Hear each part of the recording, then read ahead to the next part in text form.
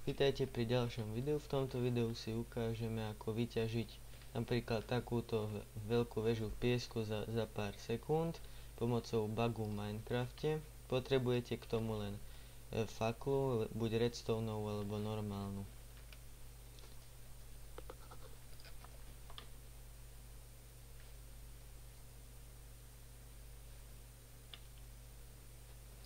Musíte dávať pozor, aby ste presne v správny čas tam dali tú faklu, aby niekedy sa to nepodarí a zostane na tom ten piesok a nebude padať dole.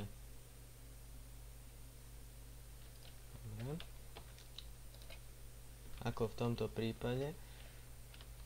Vtedy treba zničiť a dať tam znova.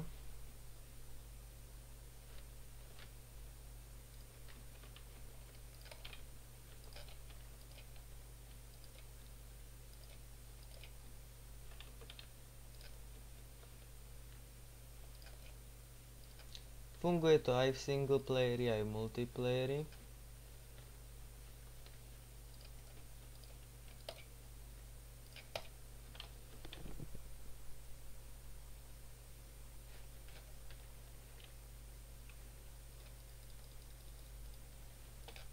Teraz prejdeme na ďalšiu surovinu a tou bude štrk.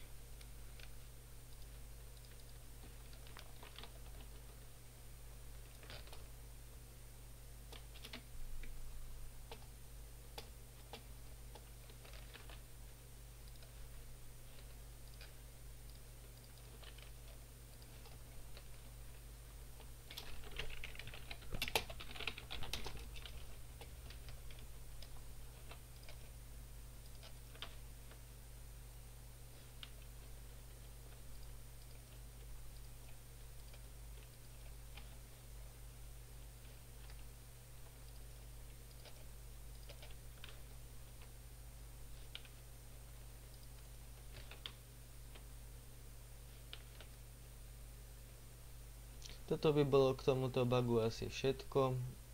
Ďakujem, že ste si toto video pozreli a teším sa na vás pri ďalšom videu. Čaute.